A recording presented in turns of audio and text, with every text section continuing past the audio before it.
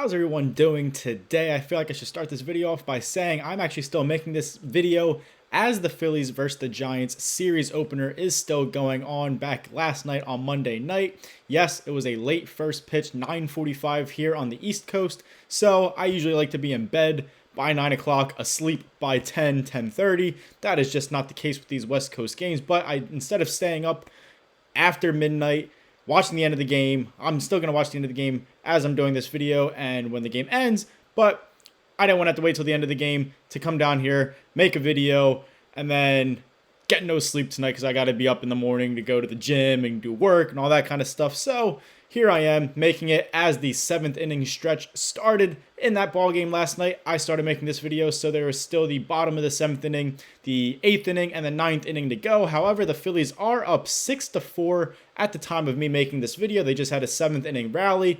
I'll get to that in just a bit. So I can't tell you guys if they won or lost. If you didn't watch the game, then you have to go look on your own time here because, again, I'm making the video as the game is still going on. We do have an exciting pitching matchup, if you like pitching matchups here tonight, or at least on paper. Christopher Sanchez scheduled to start for our Philadelphia Phillies versus veteran left-hander Robbie Ray. So a battle of the Southpaws here tonight in Game 2 of this Giants series out at Oracle Park in San Francisco. And then the series wraps up tomorrow afternoon. I believe that is a 3:45 first pitch start out there on the West Coast.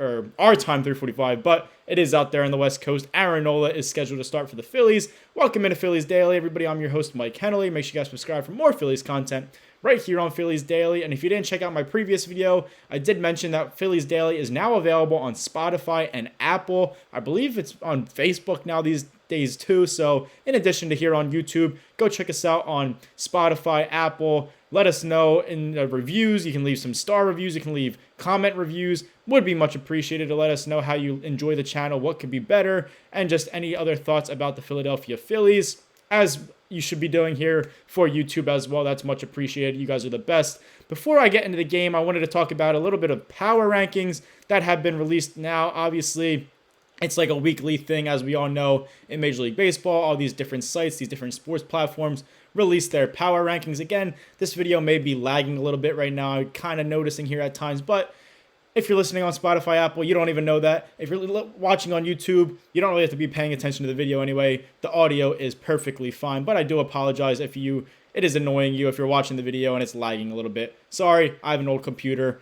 Wi-Fi is not always great either. Got to do what you got to do. But we are here and we are going strong. So with the power rankings, before we get into the actual game, CBS Sports updated MLB power rankings has the Phillies at number 6.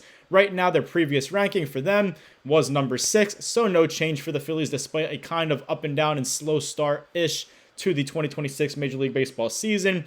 MLB.com also released their updated power rankings. They had the Phillies at number 8 right now. Their previous ranking was number 6 for them. So the Phillies did drop 2 spots, again, with kind of a slow-ish kind of start, especially offensively for this Phillies team, but still a top 10 team in their eyes, a top 8 team. Bleacher Report's updated MLB power rankings also had the Phillies at number 8, but in their previous rankings for the Phillies and their previous MLB power rankings, the Phillies were at 8, so no change there for Bleacher Report. And then Fox Sports was another one I saw. Their updated MLB power rankings had the Phillies at number 7, and kind of a lot different from all these other sites and platforms and rankings. They previously had the Phillies at number 13, so the Phillies actually jumped up 6 spots on Fox Sports' power rankings. I'm not sure when their initial power rankings were or when it's updated from, but that is a big leap, especially for a team that really hasn't lived up to expectations so far this season. Who knows, but we all do know the Phillies are a talented team, and that's why they're still ranked in the top 6, 8, 7, all these numbers I just listed, still the top 10, despite whether you think they're playing well or not.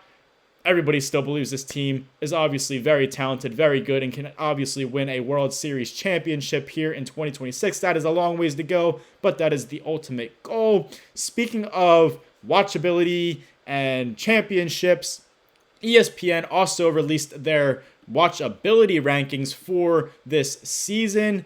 They've been doing it, I believe this is their 3rd year doing it, so they pretty much rank every team, all 30 teams, for their watchability based on star power, young talent, baseball stuff, and some bonus points like uniforms, atmosphere, mascots, all that kind of stuff. So the Phillies were actually maybe a surprise to a lot of you for this. Out of all 30 MLB teams, the Phillies were ranked number one in ESPN's watchability index for the quote-unquote most fun team to watch based on all those categories I just listed. So for star power points, they gave the Phillies a 14 out of 15 possible points for star power. We all know they are a star-studded team. Again, aging team, but they do have all-star caliber players and MVP caliber players, Cy Young caliber players all over the field.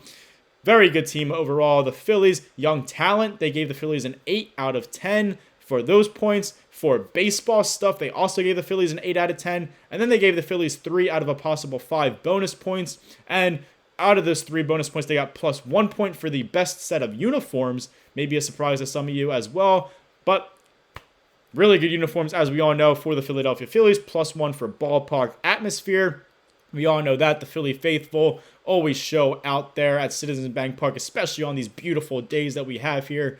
Right now in the spring, it's been great so far. Summertime's awesome. When we're getting close to playoff time, we all know how great the bank gets during Red October. So they get plus 1 point there by ESPN, plus 0.05 points for Trey Turner's speed they gave them for a bonus point, and plus 0.5 points for none other than the beloved Philly fanatic. So total points out of a possible 40 total points from all those categories. The Phillies came out at number 1 with 33 total points out of 40 for ESPN's most fun and watchability index here for 2026. In comparison, the Phillies came in at number 3 in ESPN's watchability index last year for the 2025 season. Now for this year, they did note Kyle Schwarber, Christopher Sanchez, Andrew Painter, Justin Crawford, and potentially Aiden Miller when they were kind of naming their star points and their young talent points and all that kind of stuff. So they specifically noted those 5 players. And then, quote, towards the end of it, why they are number 1. They said, quote, the Phillies have great uniforms, passionate fans, and a team that can win the World Series. Again, they were ranked number 3 in this little ranking, watchability, most fun team in Major League Baseball last year. This year, the Phillies come in at number 1 with a 33 out of a possible 40 points. Number 1 team in all of Major League Baseball. Again, maybe a surprise to some of you. Kind of a surprise to me in a sense, but I get where they're coming from. Obviously, again, a star-studded team. They got these 2 young guys, Painter and Crawford, potentially Miller and a few other guys coming up, possibly at some points throughout the season. Obviously, a great ballpark, great stadium food, great atmosphere, great mascot, great fans, everything. So I'm really not surprised at the end of the day that the Phillies are right there at the top for the watchability and most fun team to watch. Again, we watch them every day, but if you're not a true Philadelphia fan and you're kind of just a baseball fan and tuning in, you see the atmosphere, especially come October, or maybe just a normal day where it's sold out on a random Thursday, Wednesday, Tuesday in the middle of the summer, and you just tune in and you see that. That's cool to see, and everybody knows the Phillies have great uniforms, great mascot with the Philly Fanatics, so at the end of the day, it's really not that surprising. So congrats to that. It's a little bit of a nod to the city of Philadelphia and us, the fans, and our team. Now, into the game last night that still, like I said, is going on as I'm making this video. So again, I apologize. I can't tell you the final outcome. If anything happens, I do have my phone right here if there's a score update. But again, at the time of this video, when I made it, it was in the 7th inning stretch. The Giants were coming up to bat in the bottom of the 7th. The Phillies had just had a rally in the top of the 7th inning to take a 6-4 lead. And that is still what it is here. I haven't got any updates as we're getting right here, about to hit midnight on the East Coast. I am making this 11:59 right now, this time right as I speak. So I should say I did miss the first 2 innings of the ball game. Actually, I missed the first 2 1/3 innings. I didn't see the Phillies bat in the top of the 3rd inning, but I did tune in when the Giants were up in the bottom of the 3rd. Andrew Painter was still on the mound, and he got into some trouble in that inning. Now, again, I didn't get to watch the first 2 innings of Andrew Painter, so I can't really assess him fully, especially with the game still going on. Didn't have a chance to look back at it, but he didn't allow a run. Obviously, in those first 2 runs, he did allow runs in the 3rd and 4th innings.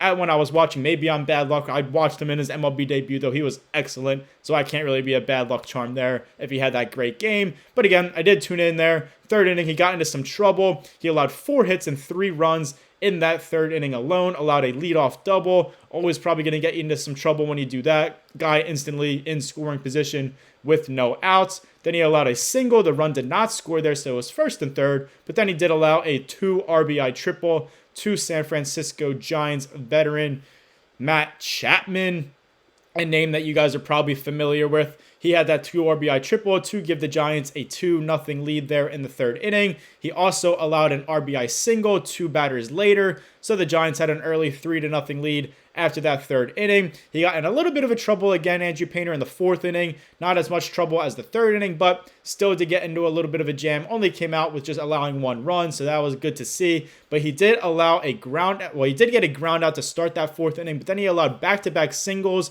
with just 1 out, and then a walk, his only walk of the ball game. So it was bases loaded, 1 out, down 3-0. He did allow a sacrifice fly, so a run did score to give the Giants a 4-0 lead there in the fourth inning. But then again, he did get out of the inning, so the Giants did have a 4-0 lead. Andrew Painter's day was done after that four innings of work. Again, not as crisp, not as good, not as great as his MLB debut against the Washington Nationals, but the San Francisco Giants are on paper a much better lineup, a much better team than the Washington Nationals anyway, so it's a little bit of a tougher opponent.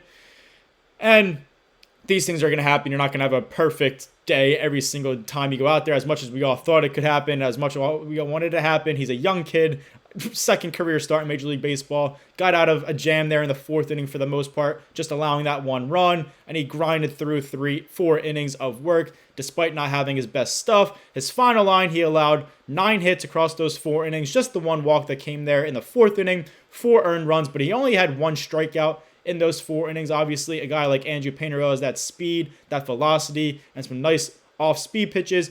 He's obviously known to get some strikeouts. Only 1 strikeout. Again, not crisp, not his best day out there on the mound. He did throw 90 pitches in those 4 innings. So again, he was grinding through those 4 innings, but could have been a lot worse. And ultimately, at least for now, again, why I'm still making this video as the clock is at 12:02 now here on Tuesday. Obviously, this video is for Tuesday, so it's not weird for you guys, but it's weird for me because the game's still going on. But still, it is a 6-4 lead for the Phillies. I do not see any change yet at this point. It's probably in the 8th inning, I would assume, at this point, why I'm making this. Which brings me into my last point. I obviously am making this video why the game's still going on. The game is not over. Late night start, 9:45 first pitch. I want to get to bed. I don't want to be miserable tomorrow and grumpy because I'm up at 6:30 and then have to go through a long day. And again, the game's not over. It's after midnight. If I would have waited after the game, who knows how long it could have went. I would have had to make a video after that, upload all that. I would have got to bed probably after 1 a.m. and then not a good mix. I need my sleep. So sometimes you got to do some sacrifice here, and this is what we're doing. I made most of the game here for you guys to talk about, and I did wait to see. I was going to wait after the 7th inning regardless. I was getting ready to talk about the Phillies are down, probably going to lose the game. Not going to give up, but was going to go and talk about it. Hopefully, while I was watching it or making the video, I got some updates on my phone saying they come back. But ultimately, while I was still watching the game on TV, they did have that 7th inning rally, which I'm getting into right now. After Andrew Painter was relieved of his duties after the 4th inning, the bullpen did have 2 consecutive scoreless innings. First, Tim Meza, and then Jonathan Bolin, 2 scoreless innings between the two in relief of Andrew Painter in the 5th and 6th innings. They had 3 combined strikeouts between the two as well. And then that's when the 7th inning rally happened for the Philadelphia Phillies in the top of the 7th inning. Again, down 4-2 to the Giants entering that 7th inning. Offense was just 1 for 11 with runners in scoring position before that 7th inning. Not great stuff. They had chances earlier in the game. You're not going to win ball games going 1 for 11, but the Phillies did get the job done in the 7th inning. Hopefully it holds true, and hopefully we are speaking, I'm not going to be speaking about it today in this video because the game's not officially over, but hopefully the Phillies do ultimately come through and win this ball game. Again, it's late in the game. They have the lead. I haven't seen any changes here on my phone yet, getting any updates.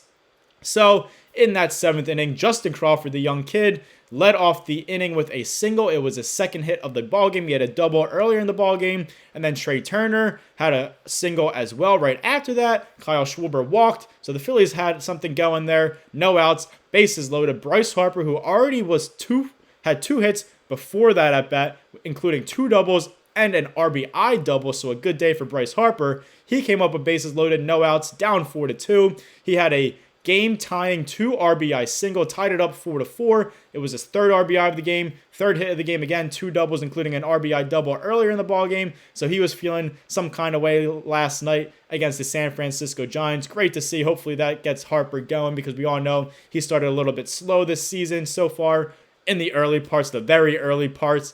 That's why I told you guys not to freak out, because it's the early parts of the season. It's a long, long season. Guys are going to take some time to get adjusted. It's been happening to so many stars around the league, including guys like Aaron Judge and Shohei Ohtani. Alec Boehm, following that, had a go-ahead RBI double, so the Phillies took a 5-4 lead there in the 7th inning. Brandon Marsh later on the inning had a sacrifice fly with 1 out and bases loaded at the time, so it made it 2 outs. Phillies took a 6-4 lead, and the Phillies ultimately batted around that inning. Justin Crawford came up after leading off that inning with a single and starting that rally. Bases loaded, 2 outs. The kid did strike out looking to end the inning. He challenged it, but it was in the zone. Inning over, but the Phillies did score 4 runs in that 7th inning, had a rally, took a 2-run lead, made it a 6-4 ball game. Again, I'm making this video as the game's happening. I'm going to go check to see what the inning is and what we're at right now before I sign off for today. But it is the top of the 8th inning. The Phillies have 1 guy on, 2 outs, still 6-4. So I don't want to say anything, but that's what's going on at the time of this video. Hopefully they'd ultimately pull through, won that ball game. And if they did, great start to the series, great late comeback there, great 7th inning for the Phillies. Tough day for Andrew Painter, but it could have been a lot worse again for the kid out there. Great pitching matchup here tonight, though, in Game 2. Christopher Sanchez versus Robbie Ray. Tune into that. Another late start, so depending on how the game is going, I may do what I did today. Probably come down and make this video probably later in the ball game around the 7th inning again and see what's going on. And then tomorrow is the series finale, 3:45 Eastern time, first pitch. Aaron Nola on the mound, and then the Phillies head back home after this 6-game road trip wraps up tomorrow. Thank you guys for watching this episode of Phillies Daily. I'm your host, Mike Henley. Make sure you guys like, comment, share, and subscribe for more Phillies content right here on Phillies Daily. Again, check us out on Spotify and Apple. Leave us some reviews, whether it's a star, a comment review. Much appreciated. And always stay tuned here on YouTube as well. You guys are the best. You know that. Hopefully the Phillies won this ball game again. They are up 6-4 as I'm signing off on this video. Hopefully they came through. Thank you guys again for watching. And as always, go Phils.